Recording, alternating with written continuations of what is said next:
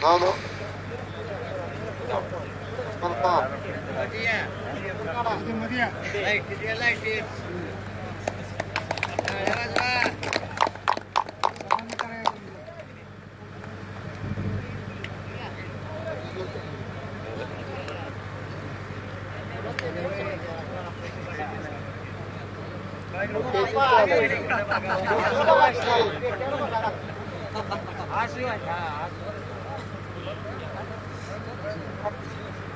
या माईक बंद पडला 2 मिनिट. मगापासून माईक अजिबात बंद नाही.